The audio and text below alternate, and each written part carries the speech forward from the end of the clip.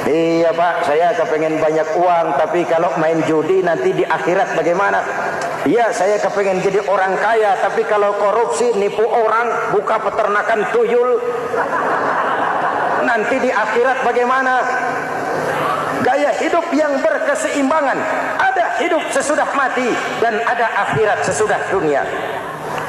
Yang keempat, Quran membebaskan manusia dari belenggu kebodohan. Quran ayat yang pertama turun sudah berkata, Iqra, baca. Kamu jangan jadi bodoh. Kebodohan menimbulkan kemiskinan, kemiskinan mendekatkan kepada kekufuran. Yang kelima, ini kado buat ibu-ibu. Quran mengangkat harkat, derajat dan martabat kaum wanita. Sebelum Quran turun, sebelum Islam datang, nasib wanita sangat menyedihkan. Dilahirkan hanya untuk melahirkan. Kalaupun berperan, peranannya tidak lebih segitiga. Dapur, sumur, kasur. Kasur, sumur, dapur. Dapur, sumur, kasur. Wanita dilecehkan, sekadar alat pemuas nafsu. Datang Islam, Rasul terenyuh. An-nisa imadul bilad. Wanita adalah tiangnya negara. Jikalau baik wanita, baik negara. Jikalau rusak wanita, hancur negara. Karena wanita, negara jaya. Betul? Karena wanita, negara hancur. Betul? Maka wanita adalah bidadari yang kadang-kadang setan. Kadang-kadang.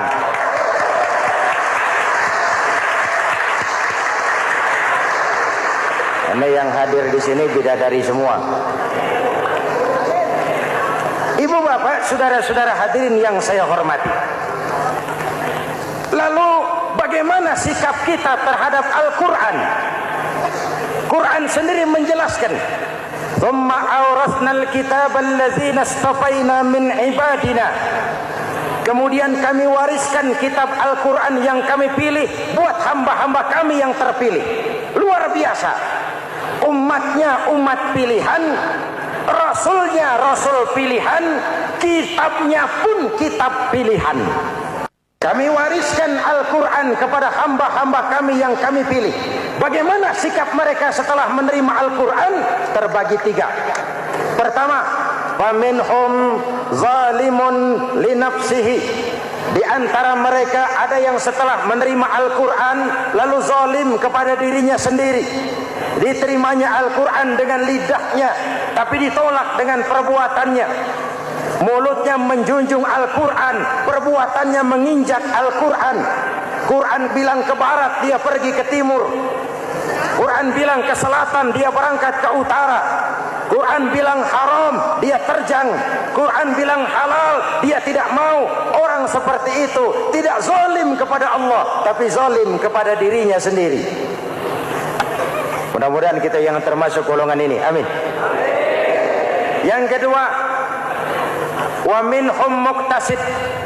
Di antara mereka ada yang menerima Quran 50-50. Separuh-separuh. Yang enak dilaksanakan, yang berat ditinggal. Padahal pada sisi lain Quran mengajarkan masuklah ke dalam Islam secara total. Kafah, jangan separuh-separuh. Ini watak munafik. Kalau dilihat Islam menguntungkan, rame-rame teriak Islam. Ketika diminta berjihad, diminta berkorban, diminta zakat, rame-rame mengundurkan diri. Saya bangkrut Pak, saya miskin Pak, saya pailit Pak. Mental itu dalam awal-awal Baqarah dijelaskan. Kullama adha'a lahum masyaw fi wa idza adlama 'alaihim qamu. Kalau terang mereka berangkat, kalau gelap mereka mandek. Itu ciri orang munafik beragama. Kalau Islam menguntungkan, rame-rame teriak Islam. Ketika diminta berjihad, berkorban, berjuang, rame-rame mengundurkan diri. Muqtasid. Golongan yang ketiga, ini yang ideal. Wa minhum sabiqum bil khairati biiznillah. Di antara mereka ada yang setelah menerima Al-Quran lalu berlomba-lomba mengamalkannya, berlomba-lomba melaksanakannya. Jangan sampai yang baca Quran dengan suara merdu dapat piala, yang mengamalkan Quran dengan konsekuen dapat penjara.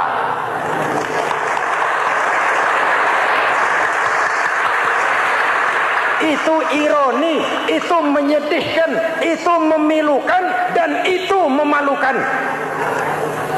Pilihan terserah kita. Satu hadis Rasulullah mengajarkan begini: man ja'alal Qur'ana amamahu qadahu ilal jannah, wa man ja'alal Qur'ana khalfahu saqahu ilan nar. Siapa yang meletakkan Quran di depannya, dijadikannya Quran sebagai imam, Quran akan membimbing dia ke surga, surga dunia, lebih-lebih surga akhirat. Sebaliknya, siapa yang meletakkan Quran di belakang, dibelakanginya ajaran Quran, Quran akan mendorong dia ke neraka, neraka dunia, lebih-lebih neraka akhirat. Quran imam apa makmum? Kita makmum apa imam? Makmum ikut imam apa imam ikut makmum? Makmum ikut imam. Jikalau Quran adalah imam, jikalau kita adalah makmum. Ke barat kata Quran, ke barat kita berangkat. Ke timur kata Quran, ke timur kita menuju. Halal kata Quran, itu yang kita ambil.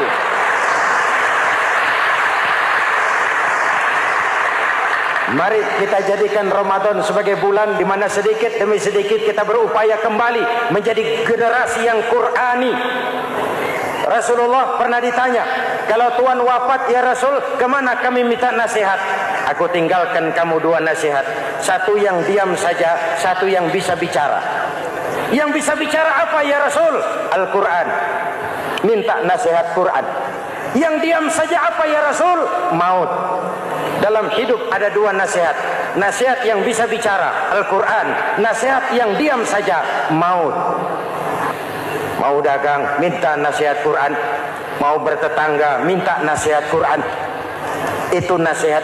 Nasihat yang kedua, diam saja, tahu-tahu datang maut. Makanya anggap ini Ramadan terakhir yang diberikan Allah kepada kita, karena tahun depan tidak ada jaminan kita bertemu Ramadan. Manfaatkan 10 yang akhir untuk meningkatkan nilai ibadah kita kepada Allah Subhanahu wa taala. Hadirin, kita sudah mendekati akhir, saya akan baca doa. Mari kita Fatihah. Semoga kita semua dalam perlindungan Allah. Ala hadhihi niyyah wa ila hadratin nabi. Al-Fatihah. Siratal ladzina an'amta 'alaihim ghairil maghdubi 'alaihim waladdallin. Amin. Sekian dan demikianlah pertemuan kita kali ini. Terima kasih banyak atas segala perhatian. Mohon maaf atas segala kekurangan. Usikum wa nafsi bitaqwallah. Wassalamualaikum warahmatullahi wabarakatuh.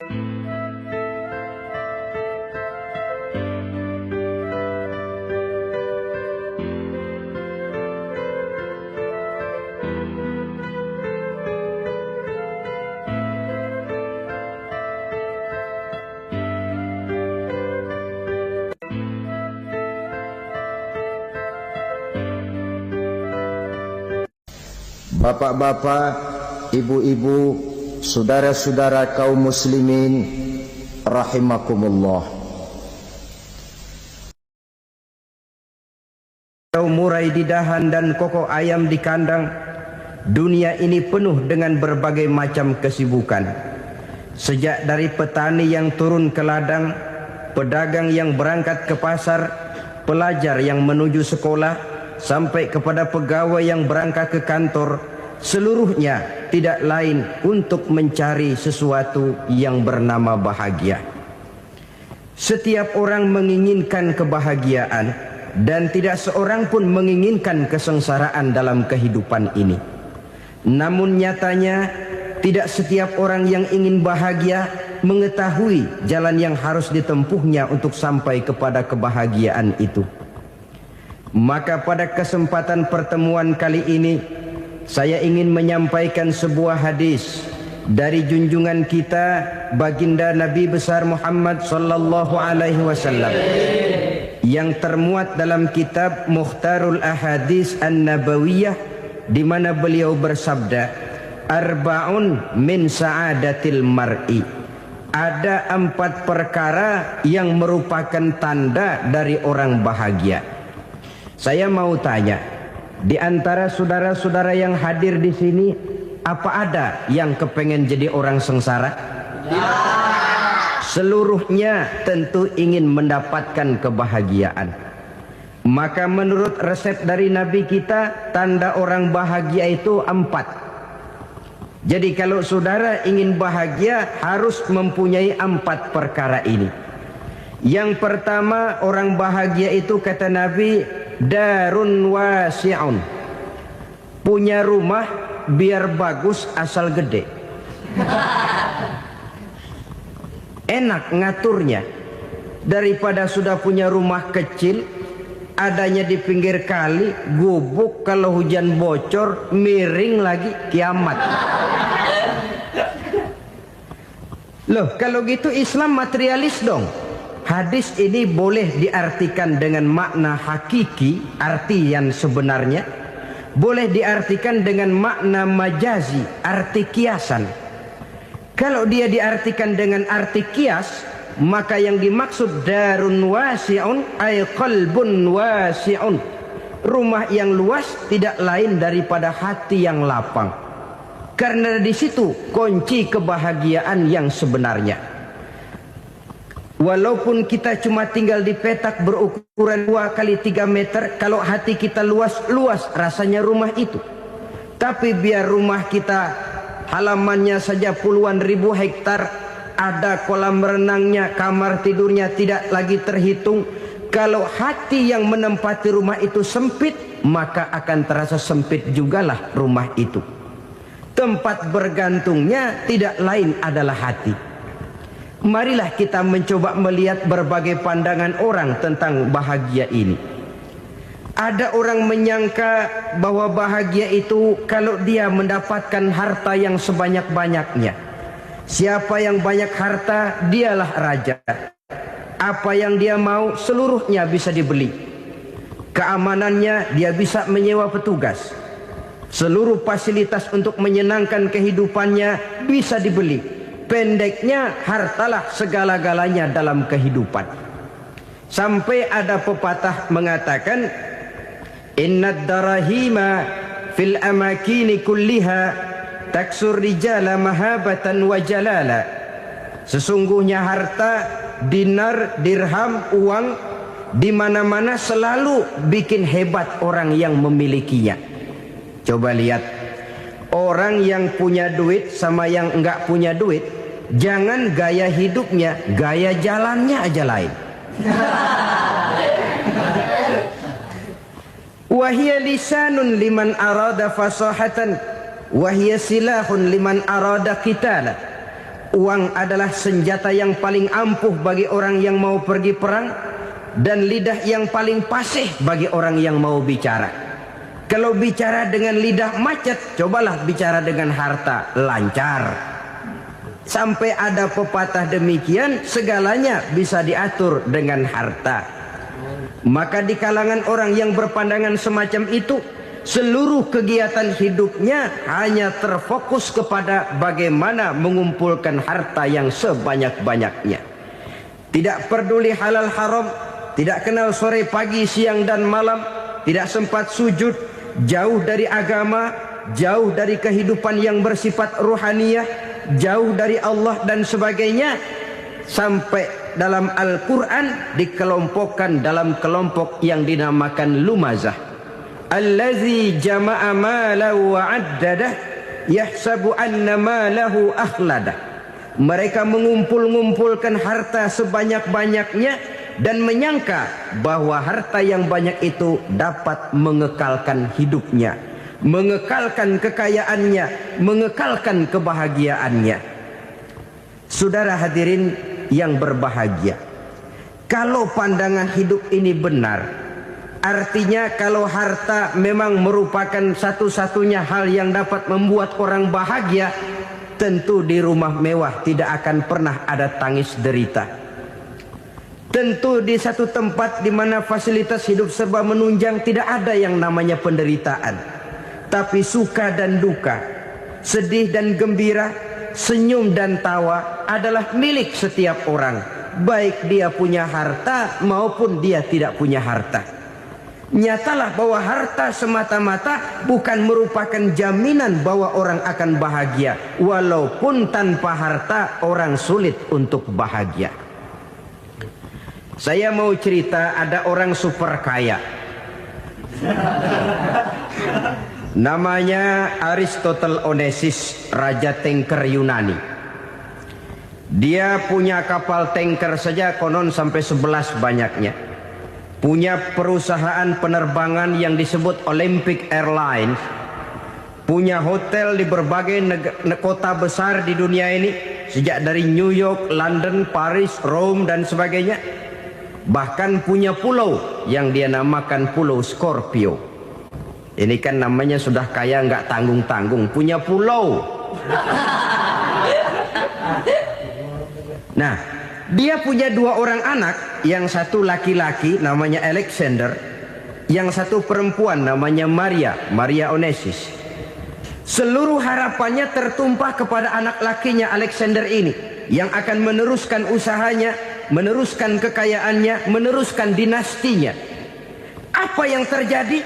Ternyata anak yang dia harapkan yang bernama Alexander ini mati muda dalam kecelakaan pada waktu dia olahraga. Apa olahraganya? Namanya olahraga anak orang kaya, golongan jet set. Olahraganya olahraga pesawat terbang. Jatuh, ya nggak kapungut, habis mati. Tinggal satu anak perempuannya, Maria Onesimus. Tapi anak perempuan ini juga malah urakan. Terakhir dia pacaran, bahkan kemudian kawin sama orang Rusia. Rupanya Aristotle Onesimus ini broken. Kekayaannya yang berlimpah ruah, perusahaannya yang begitu banyak, siapa yang akan meneruskan? Siapa yang akan menggantikan? Sampai kemudian dia mengurung diri di Pulau Scorpio dan mati di sana secara mengenaskan. Seorang multijutawan, seorang yang super kaya, mati menyendiri di pulau sepi. Ibarat kata pepatah, anak ayam mati di lumbung. Bukan kekurangan makanan, keurugan makanan. Begitu kehidupan Aristotle Onesimus. Dan banyak orang-orang yang sudah demikian kaya sampai dibingungkan oleh kekayaannya sendiri. Telusurilah kehidupan David Rockefeller misalnya, Henry Ford misalnya, Adnan Khashoggi misalnya. Multi jutawan yang kadang-kadang dibuat keder oleh kekayaannya sendiri. Pantas ketika Imam Ali ditawarkan orang, "Ya Ali, kalau kepadamu disuruh pilih ilmu atau harta, kau pilih mana?" Ya jelas pilih ilmu dong. Kenapa? Pertama, ilmu kalau kita berikan kepada orang lain tambah. Tapi harta kalau kita berikan kepada orang lain kurang. Saudara punya uang 10.000, dibagi orang 5.000, jelas uang saudara berkurang. Tapi saudara punya ilmu, diberikan kepada orang lain bisa, saudara pun makin mantap. Tidak lantas jadi bodoh karena ngajarin orang. Saudara bisa Fatihah lalu mengajarkan orang Fatihah. Orang bisa, saudara pun makin hafal. Tidak lantas setelah diajarin orang ilmunya hilang. Begitu datang dia minta orang, "Tolong ajarin saya Fatihah." Udah habis, nggak ada.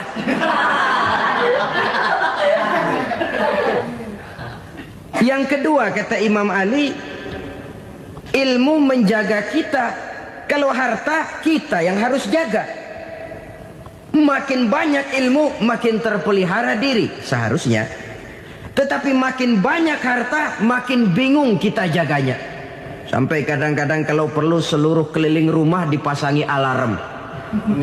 Belum cukup disewakan anjing besar-besar, pasang di depan pintu, awas anjing galak. Masih belum cukup juga, cari centeng tukang-tukang kepruk jaga rumah. Masih terasa belum aman, padahal rumahnya dikelilingi tembok besar. Di balik tembok ada pintu-pintunya tebal. Di balik pintu itu terbuka masuk kamar, kamar pun ada pintunya, pintunya pun kuat. Masuk ke dalam kamar, ada lemari, lemarinya pun pintunya kuat, dikunci, kuncinya pun kuat.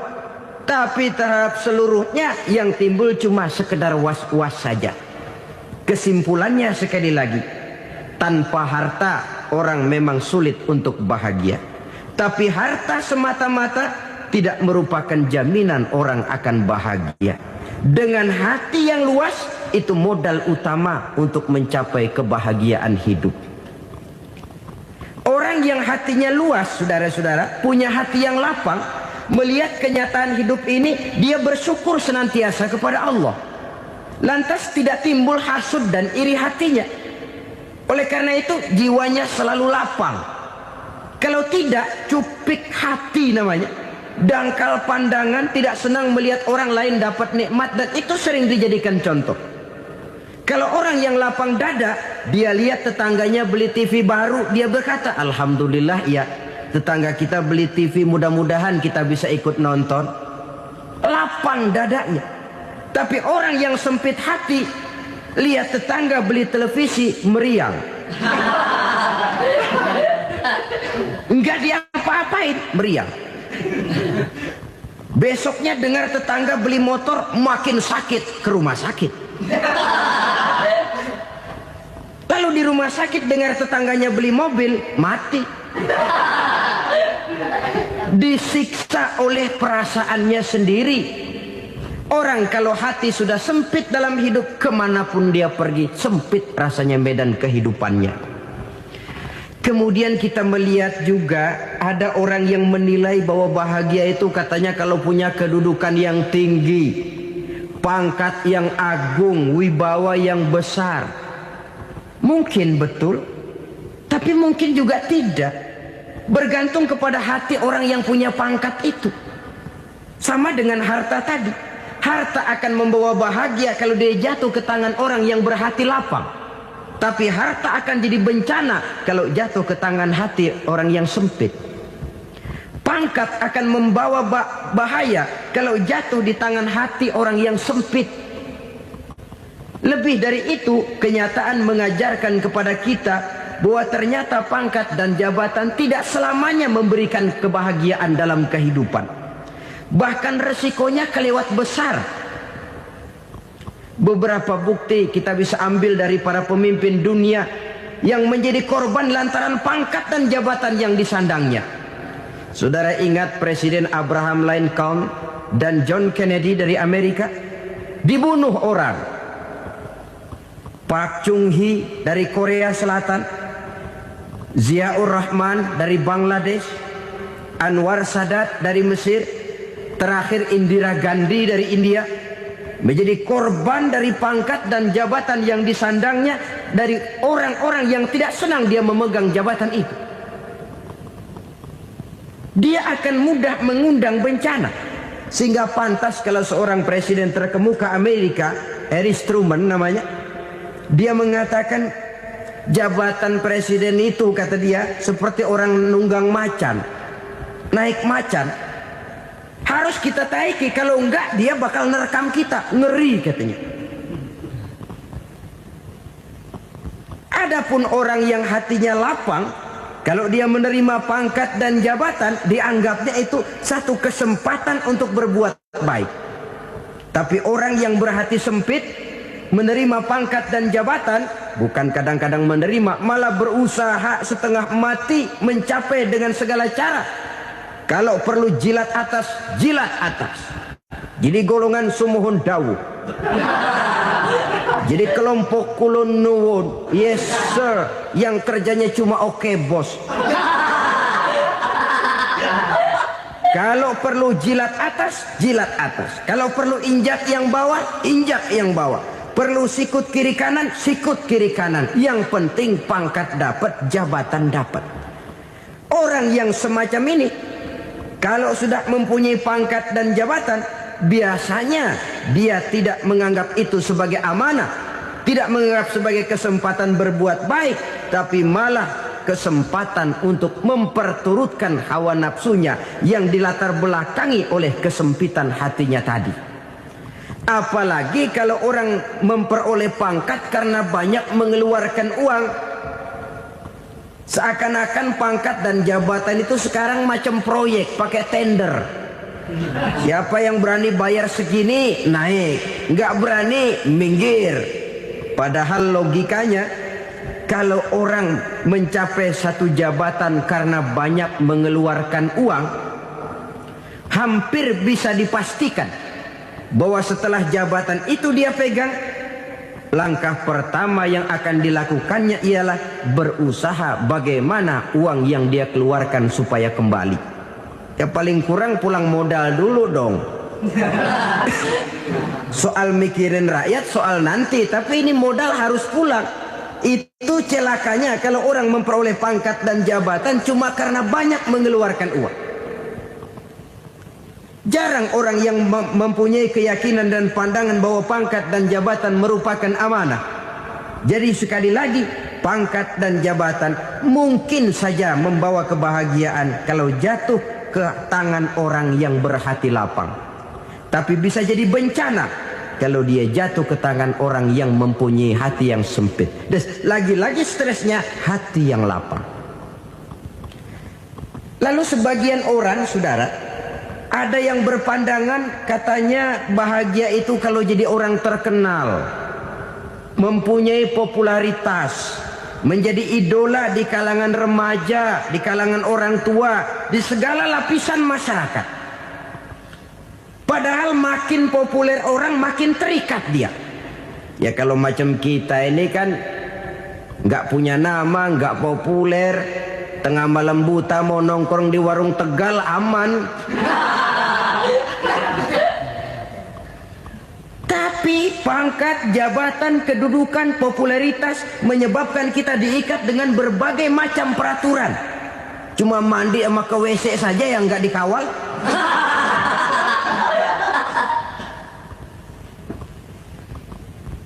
Benarkah popularitas, ketenaran membawa kebahagiaan? Mungkin. Ya, tapi mungkin juga tidak.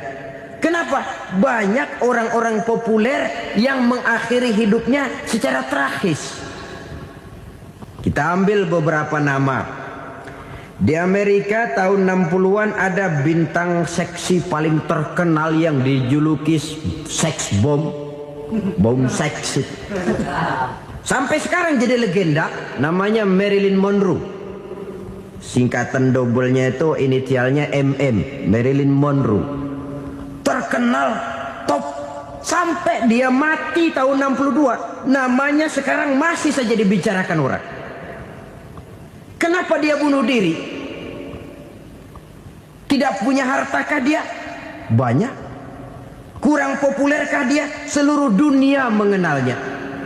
Sejak rakyat kecil sampai pejabat tinggi dia punya hubungan. Kenapa? Jenuh. Dia terlahir dalam keadaan yatim. Setelah itu tidak lama dia berangkat remaja, ibunya meninggal. Pindah dari wanita asuh ke wanita asuh sampai 12 orang ibu angkatnya. Dan kekecewaan yang paling parah, setiap laki-laki yang dekat dengannya hanya seperti kapal berlabuh. Datang dan pergi silih berganti. Padahal dia merindukan seseorang yang bisa melindungi hidupnya. Dia rindukan itu dan dia tidak pernah menemukan. Itu yang akhirnya menyebabkan dia minum pil tidur kelewat dosis, minum obat tidur kebanyakan. Ya tidur terus sampai sekarang.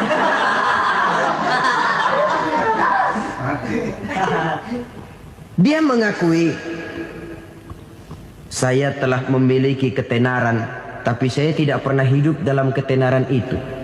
Saya pandai main sandiwara, tapi saya ingin hidup dalam alam yang real sebagaimana umumnya orang. Itu yang dia rindukan. Menyusul jejak yang namanya Marilyn Monroe ini, Billie Holiday, saudara kenal tentu, di rumah sakit dirawat. Dia juga minum obat overdosis, mati lagi. Jimi Hendrix minum obat tidur overdosis kelewat batas, mati lagi. Lalu yang menghanyutkan diri di danau, Janis Joplin dan Brian Jones. Ini orang-orang populer, orang-orang terkemuka yang mengakhiri hidup secara tragis Bukan karena tidak terkenal, mungkin karena sudah saking terkenalnya. Contoh paling belakangan, Bruce Lee. Wah, ini tukang-tukang keprok tentu kenal siapa dia. Sampai sekarang pun tabir kematiannya masih merupakan misteri. Dan yang masih hidup juga menunjukkan gejala yang aneh. Michael Jackson, rumahnya di Beverly Hills itu dijaga sedemikian rupa, dan dia selalu curiga kepada setiap makanan harus steril, bersih dari segala macam kimia. Kemana dia pergi, itu tukang-tukang keprok sudah selalu menjaga dan mengawal, dan dia seakan takut menunjukkan mukanya yang asli. Hingga kalau tampil ke tengah di luar show, dia kadang memakai pakaian yang tidak menunjukkan dia yang sebenarnya, takut dikenali orang. Ternyata popularitas sering jadi momok yang meracuni kehidupan manusia. Oleh karena itu, benarlah junjungan kita pada saat beliau mengajarkan orang akan bahagia kalau dia mempunyai hati yang lapang. Nah, sekarang masalahnya untuk mendapatkan hati yang lapang, caranya bagaimana? Kita kembali kepada konsep Quran. Allah mengajarkan, ala inna bidzikrillahi tatmainnul qulub. Ketahuilah bahwa dengan banyak mengingat Allah, hati akan tenang, jiwa akan lapang. Dengan kata lain, dekat dengan agama, merasakan kehadiran Allah dekat dalam hidup, itu muara pertama untuk mencapai hati yang lapang. Ala inna bidzikrillahi tatmainnul qulub. Jangan macam orang sekarang ingin mendapatkan ketenangan lalu tapak di puncak gunung, di gua-gua, di tempat sepi. Iyalah kalau nggak ada ular. Kalau tergigit ular berbisa, ketenangan belum, mati jelas itu. Islam positif untuk mendapatkan ketenangan. Ala inna bidzikrillahi tatmainnul qulubi. Bahwa ketahuilah bahwa dengan banyak mengingat Allah, hati akan tenang, jiwa akan lapang, nuansa pikiran akan luas. Karena yang namanya bahagia ada dimanapun manusia berada. Di kampung ada bahagia, di kota ada bahagia, di ngarai, di lembah, di gunung, di hutan, di lautan, di angkasa luar, dimanapun bahagia itu ada kalau kita bermodalkan hati yang lapang ini. Dan hati akan lapang kalau kita dekat dengan agama. Dekat dengan harta buat sementara hati mungkin tenang, tapi ketenangan yang relatif dan temporer. Apalagi orang tiap kali tambah harta, tiap kali tambah rencana. Itu wajar. Mungkin sebelumnya saudara berpikir, kalau punya duit 5.000 enak nih. Begitu punya duit 5.000, aduh sayang kalau 10.000 aja. Tiap kali tambah harta, tiap kali lain rencana. Makin banyak rencana, makin menjauhkan kita dari yang namanya ketenangan. Padahal ketenangan merupakan unsur utama untuk mencapai bahagia. Dan ketenangan itu bermuara dalam hati manusia. Tengoklah kehidupan ini. Orang yang banyak harta dengan orang miskin, berbedakah rasa sakit yang mereka tanggungkan? Rasanya tidak.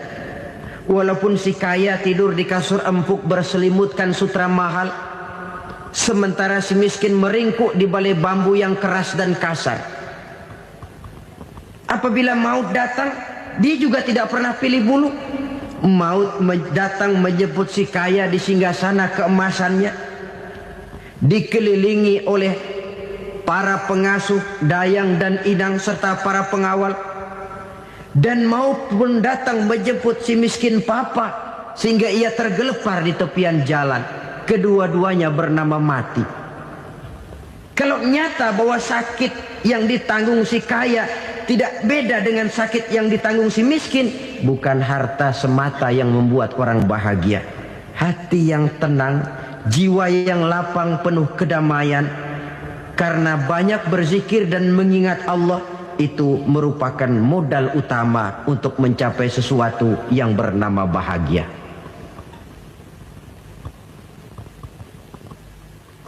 Saudara hadirin yang saya hormati, inilah yang pertama dari 4 ciri yang digambarkan oleh Nabi tentang tanda-tanda orang bahagia.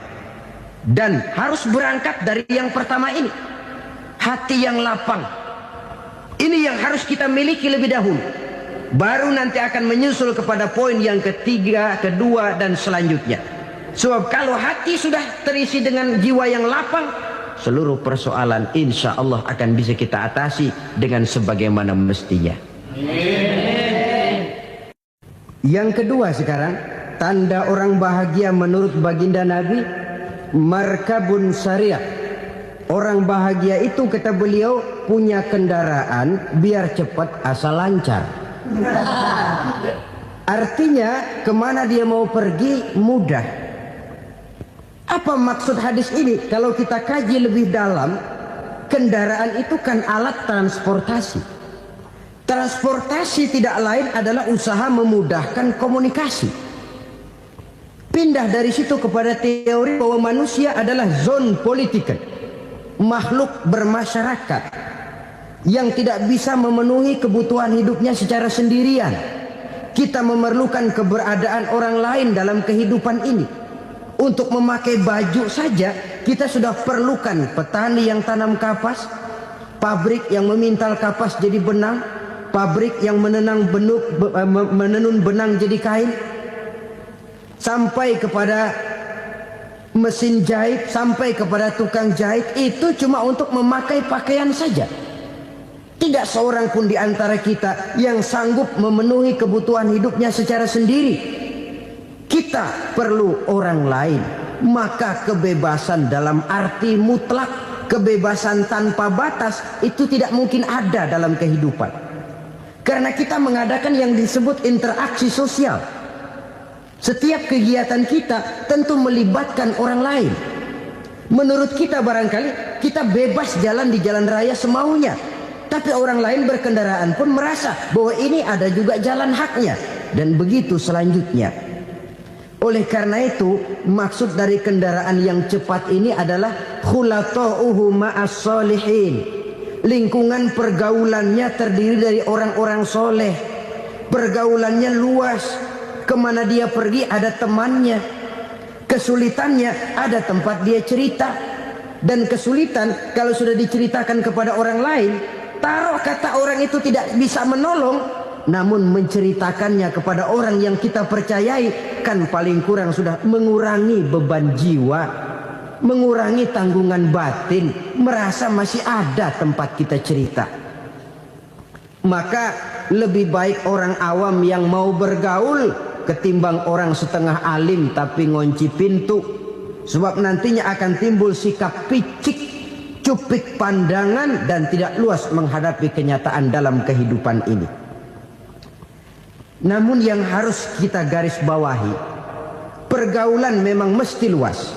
Namun jangan sekali-kali lupa bahwa pergaulan sangat besar pengaruhnya dalam ikut membentuk kepribadian manusia. Sehari-hari bisa kita bilang, kalau kita dekat sama tukang minyak wangi, sekalipun nggak dibagi minyaknya, baunya tentu dapat. Betul? Tapi dekat sama tukang elas, walaupun nggak kena apinya, asapnya mesti kena. Kalau Syauqi mengatakan lebih jelas lagi, man asyaral asrafa asa musyarrafan wa muasyiral anzali ghairu musyarrafin. Awalam taral jildal hakira muqabbalan bisagri lamma sara jildal mushaf. Siapa yang bergaul dengan orang mulia, dia bakal ikut menjadi mulia. Tapi siapa yang berteman dengan orang hina, dia tidak bakal ikut menjadi mulia. Tidakkah kau lihat, kata Syauqi, kulit kambing yang hina pun dicium orang ketika menjadi kantong Quran. Kulit kambing hina, kalau dia sendirian gak ada yang mau cium. Tapi begitu dia bergaul dengan Quran, menjadi kantong Quran, dipakein minyak wangi, ditaruh di tempat yang tinggi, mau diambil dicium dulu, dibawa dengan penuh hormat dan hati-hati. Kulit kambing yang hina lantaran berteman dengan Quran, numpang mujur. Tapi coba lihat kalau kulit kambing berteman dengan kayu, jadi beduk, habis. Zohor dikemplang, asar dipukul. Itu pun sedikit saja, cuma salah milih teman. Yang temannya Quran dihormati orang, yang temannya kayu lantaran jadi beduk, gelap-gelap subuh orang udah kemplangin.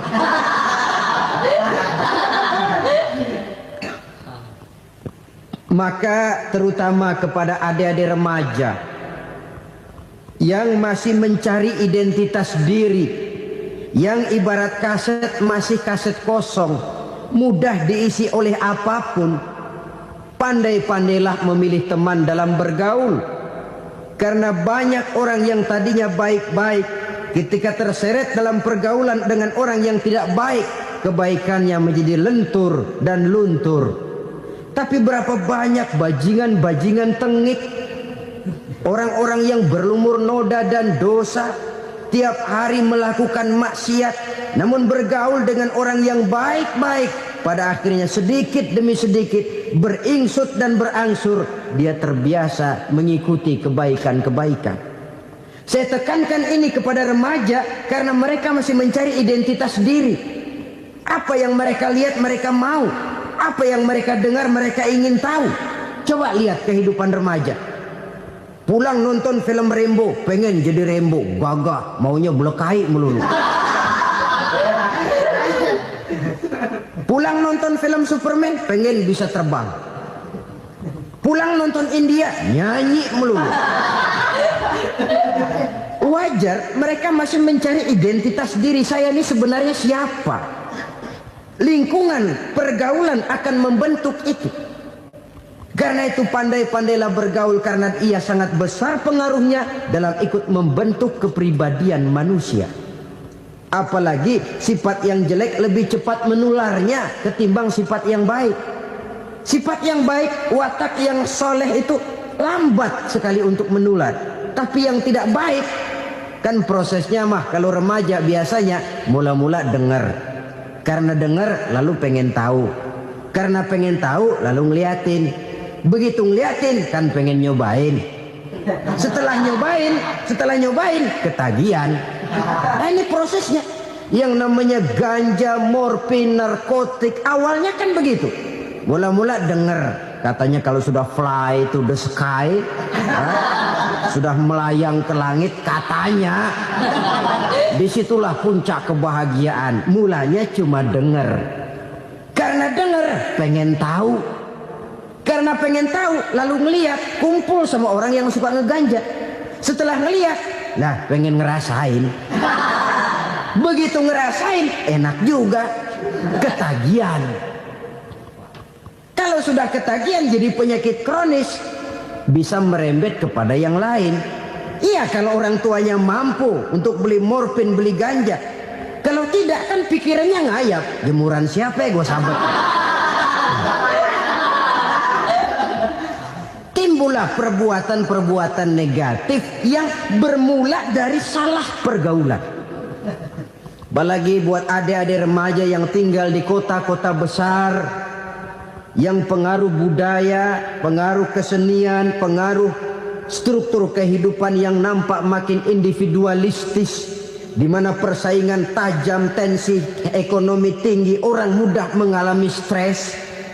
Pandai-pandailah dalam bergaul, sekali lagi karena ia sangat besar pengaruhnya dalam ikut membentuk kepribadian manusia.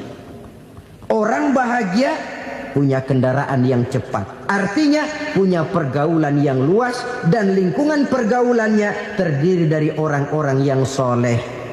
Kemana dia pergi ada teman, kesulitannya ada tempat dia cerita. Tapi kalau sudah menyendiri, hidup sendiri, kesulitan dipikiri sendiri, bisa mati belum waktunya. Tidak ada tempat berbagi rasa, tidak ada tempat bercerita, tidak ada tempat mengurangi beban dalam kehidupan. Pantas betul kalau Islam sangat menggalakkan dan menganjurkan orang kalau sudah sampai waktunya itu untuk melangsungkan nikah. Kata Nabi, ya ma'syaras syabab man istata'a minkumul ba'at falyatazawwaj. Hai para pemuda, kalau sudah mampu memberi nafkah, kawinlah, nikahlah kamu. Kenapa? Sudah ada teman hidup, tempat berbagi rasa. Kesulitan kalau ada tempat cerita akan lebih ringan ketimbang kita telan sendiri, walaupun bobot kesulitannya sama beratnya. Saudara-saudara kaum muslimin rahimakumullah, inilah ciri yang kedua, punya kendaraan biar cepat asal lancar. Kemana kita mau pergi gampang. Dengan kata lain, setelah hati yang luas, pergaulan yang luas. Dua. Yang ketiga sekarang, tanda orang bahagia itu menurut Nabi, misbahun mudhi'un, punya lampu yang terang. Oh, itu enggak problem. Sekarang sudah zamannya listrik masuk desa, Pak. Lampu sudah terang semua. Betul, kalau itu yang dimaksud. Tapi tidak cuma itu. Karena lampu yang dimaksud di sini, lampu yang akan menerangi seluruh perjalanan hidup. Dan perjalanan hidup itu sudah dimulai sejak kita terlahir ke alam ini sampai masuk ke alam barzah, kumpul di padang mahsyar sampai ke akhirat. Lampu yang menerangi itu yang diperlukan. Kalau lampu, katakanlah yang paling top sekarang kan lampu jenis Mercury. Taruhlah itu di rumah kita, dia cuma menerangi rumah kita. Menerangi hati pun tidak sanggup. Bila kita masuk ke alam barzah, alam kubur, sanggupkah si Mercury yang begitu terang menerangi alam barzah kita? Tidak sanggup lagi. Sanggupkah lampu yang ratusan watt, bahkan puluhan ribu watt menerangi kehidupan di padang mahsyar? Tidak akan sanggup lagi. Kalau demikian, yang dimaksud lampu yang terang di sini apa? Tidak lain amal soleh, kebajikan yang kita lakukan dalam hidup. Itu yang akan jadi lampu penerang. Di dunia nama kita akan terang. Jasad kita boleh hancur terkubur tanah, tapi nama kita akan dikenang orang. Begitulah kalau orang meninggalkan kebajikan dalam hidup seperti sekarang. Ribuan orang tiap saat berziarah ke kubur Imam Syafi'i, ke kubur Imam Malik, ke kubur Imam Ghazali, ke kubur orang yang baik-baik, orang yang soleh-soleh. Kebajikannya yang ditinggalkan, yang mengukir namanya dengan tinta emas. Sehingga saudara sudah terbaring di alam kubur, orang lewat, Allah, ini kuburannya Fulan bin Fulan, dulu ini kebaikannya Masya Allah, saya ikut merasakan. Mari kita mampir sebentar, kita Fatihah. Mohon disampaikan Allah pahalanya kepada almarhum. Al-Fatihah. Itu kalau orang baik-baik. Lalu saudara tanya, Pak, orang mati dikirimin Fatihah apa nyampe pahalanya? Saya jawab, kalau saudara nggak percaya, mati dulu dah. Nanti saya Fatihain, tungguin di sana. Umpama nggak sampai, balik lagi kemari. Sekarang ini kan maunya otak-otakan saja. Kalau nggak masuk otak, nggak percaya. Padahal alam gaib itu nggak bisa diotak-otakin. Sama saja dengan saudara pernah dengar cerita kapal tanpa emas tenggelam kan? Pernah nggak? Di mana? Salembo. Ya, di laut Masalembo. Begitu ke tanpa emas tenggelam, ratusan penumpang itu terjun ke laut, dipermainkan gelombang, berjuang menghadapi maut itu. Orang lagi timbul tenggelam di lautan, dihantam ombak, kita tengokin pakai helikopter. Pak, lagi timbul tenggelam ya? Iya, tolongin. Jangan khawatir Pak, nih saya kirim intan Pak, harganya 10 juta. Kira-kira orang yang timbul tenggelam di laut seneng nggak? Tidak. Kan mahal toh intan 10 juta. Kenapa dia nggak senang? Karena intan 10 juta dalam kondisi seperti itu tidak sanggup menyelamatkan dia. Dia akan girang kalau dikirimin ban mobil bekas, dikirimin papan terentang atau bambu. Intan yang 10 juta dia nggak girang. Ban mobil bekas yang 1000 perak, tuh pegang, itu yang dia girang betul. Inilah sebabnya Nabi berkata, mal mayyitu fi qabrihi illa kal ghariqil mutaghawwis. Orang yang meninggal di alam kuburnya seperti orang timbul tenggelam di lautan. Yantaziru da'watan min ahli, menunggu doa dari keluarganya yang masih hidup. Duh, bapak saya sudah meninggal, saya sayang benar sama dia. Kirimin kulkas ke kuburannya Itu sama saja dengan tadi orang tenggelam di lautan dikirimi intan yang harganya 10 juta, ndak sampai. Begitulah kalau kebajikan yang kita tinggalkan dalam hidup, sudah mati pun kubur kita masih diziarahi orang. Tapi kalau jahat yang kita tinggalkan, boro-boro lah orang mau doa lewat dekat kuburan kita juga serem. Tuh bajingan no, dulu mati dipendem di situ tuh. Jangan lewat situ, ntar kesurupan, jangan. Lewat saja orang ngeri. Konon lagi membacakan Fatihah dan mengirimkan doa. Hidup pada hakikatnya adalah kesempatan untuk berbuat baik. Maka sekali kesempatan itu diberikan, manfaatkan dengan sebaiknya. Sebab kesempatan kedua tidak akan pernah ada. Kesempatan berbuat baik di sini, di akhirat sudah pembalasan namanya. Sekali kesempatan itu dicabut, dia tidak akan pernah dikembalikan lagi. Kata Iqbal, hidup tidak mundur ke belakang, Bung. Berhenti diinjak orang, mundur hancur. Tidak ada kata mundur dalam hidup ini. Berhenti diinjak orang, mundur kecebur. Tidak ada kata lain. Harus maju dalam kehidupan, dalam artian yang positif. Hidup adalah kesempatan untuk mengumpulkan kebajikan yang sebanyak-banyaknya. Di situ nilai daripada manusia. Sekarang ini memang nggak kelihatan kok, orang yang banyak pahala sama yang banyak dosa nggak kelihatan kok. Barangkali kalau habis bikin dosa palanya pada benjol, mungkin orang takut sama dosa. Tapi sekarang sama saja, orang yang banyak dosa dengan yang nggak banyak dosa jalan bareng dari belakang, sama, nggak kelihatan beda. Tapi ada waktunya di mana pahala memegang peranan, di mana dosa diperlihatkan. Sama saja kalau kita bawa mobil siang, lampu kan nggak begitu berfungsi. Apa lalu bilang, alah ini lampu berat-beratin, copot-copotin aja dah. Tidak perlu begitu. Kenapa? Pada satu saat malam senja akan datang. Bila matahari terbenam, senja pun datang, gelap mulai merayap, disitulah baru terasa perlunya lampu. Pahala begitu. Sekarang orang yang nggak ada pahalanya nggak kelihatan dalam kehidupan. Tapi pada satu saat senja kehidupan akan datang. Ajal merenggut nyawa, malam merayap, dan hidup mulai diliputi kegelapan di alam barzah. Dikala itu kalau nggak punya lampu, alangkah malangnya kita. Sebab amal yang baik, kata Nabi, di alam barzah itu akan diciptakan menjadi perempuan yang cantik menemani kita.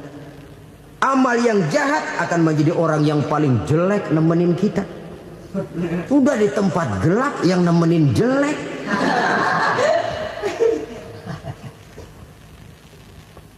Kaum muslimin rahimakumullah. Kalau demikian masalahnya, tergantunglah kita pandai memanfaatkan waktu. Al-waktu kasayf. Waktu itu cepat sekali. Yang namanya waktu itu tahu-tahu. Tahu-tahu udah tahun 87. Tahu-tahu udah begitu. Tahu-tahu yang kemarin anak-anak sekarang udah pada punya anak. Tahu-tahu saja itu. Begitu cepat waktu berlalu. Kalau tidaklah pandai kita memanfaatkannya, akan rugi kita. Nabi bersabda, "Man kana yaumuhu khairun min amsihi fahuwa rabih." Barang siapa yang hari ini lebih baik daripada hari kemarin, itu orang untung. Hari ini lebih baik daripada kemarin. Bulan ini lebih baik dari bulan kemarin. Tahun ini lebih baik dari tahun kemarin. Itu orang yang beruntung. Tahun kemarin sembahyangnya maghrib doang, sekarang udah tambah isya. Tahun kemarin cuman Idul Fitri aja ngancem bener, sekarang udah tambah Jumat, lalu tambah lagi maghrib, tambah lagi isya, dan selanjutnya. Hari ini lebih baik daripada kemarin, itu orang yang beruntung. Wa man kana yaumuhu mislu amsihi fahuwa khasir.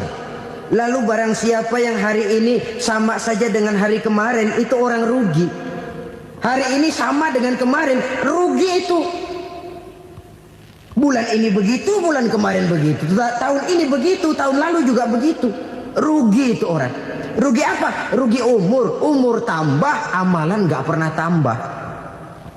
Dan saya pikir lebih merupakan azab ketimbang nikmat kalau orang dikasih panjang umur cuma untuk numpuk dosa. Mending mana? Panjang umur banyak dosa sama pendek umur dikit dosa? Mending mana?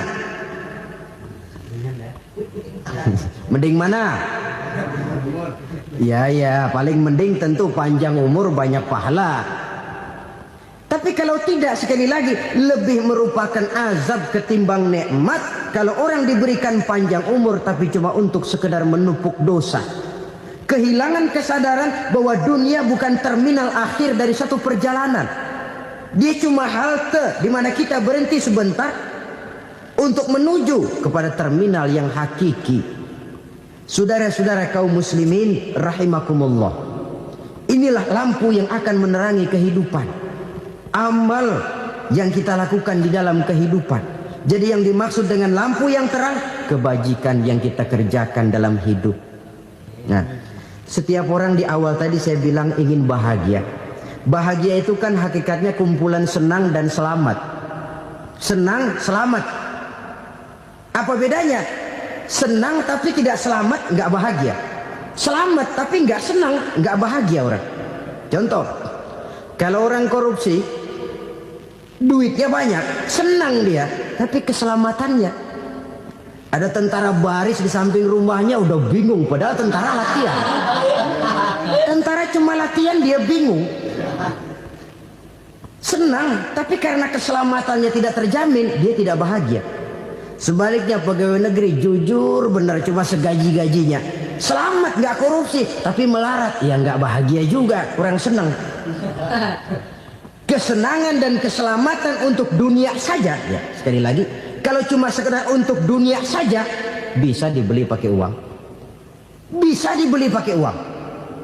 Saudara ingin selamat, bisa dibeli pakai uang.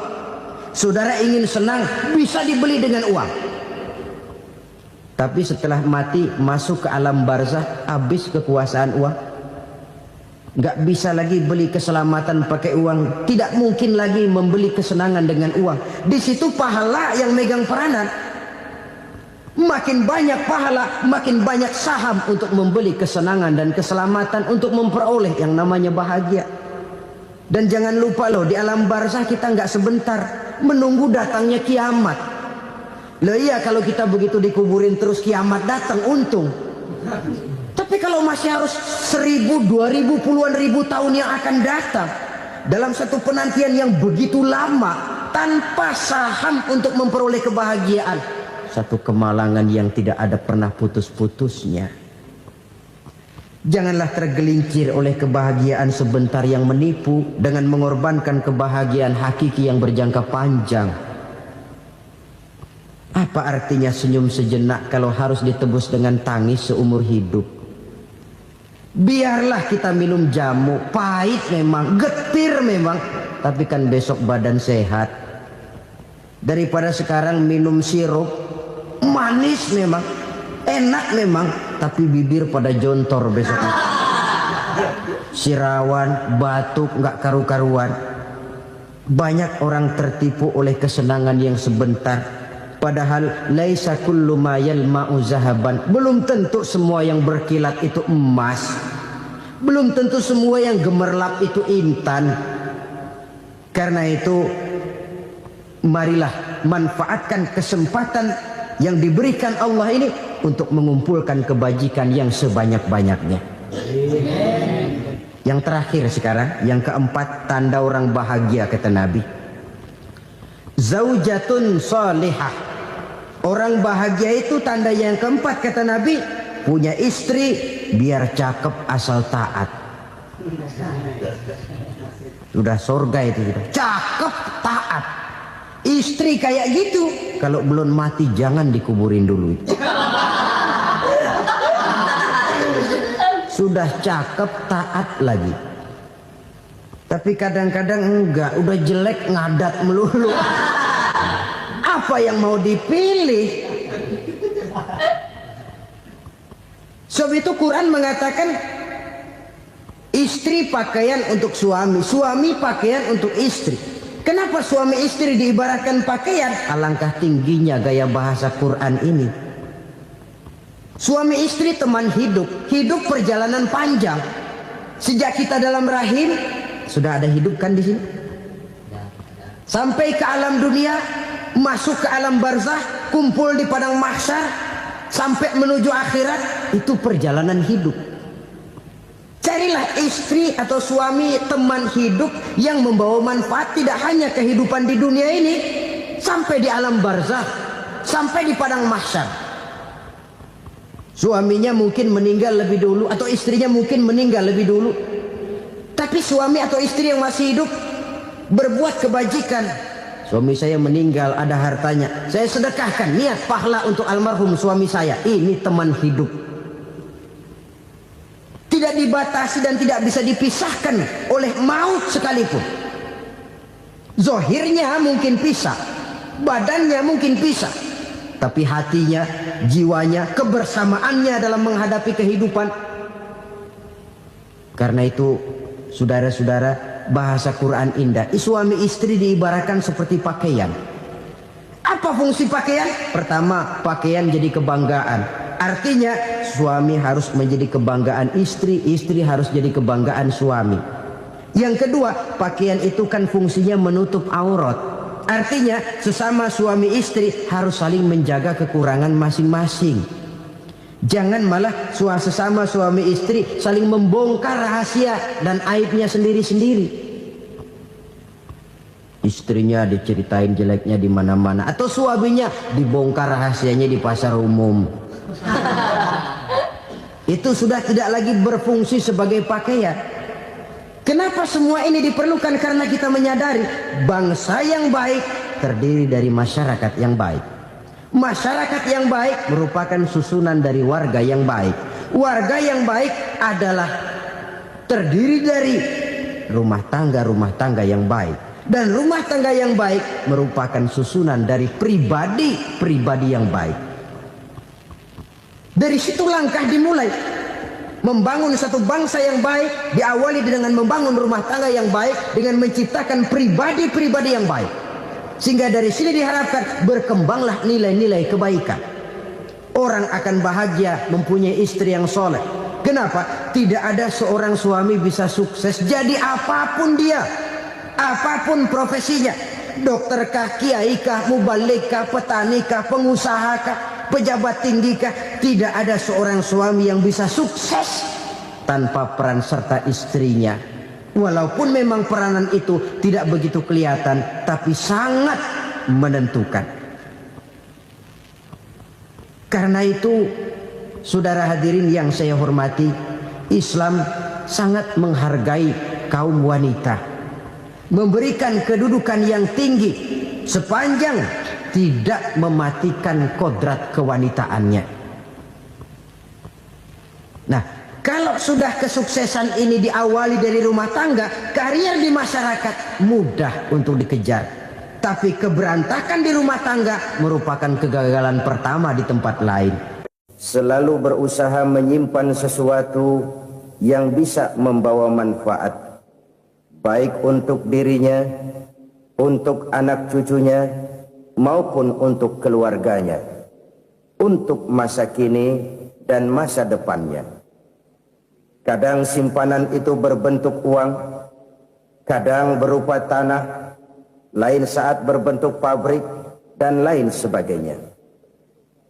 Sementara masa depan yang paling pasti adalah akhirat.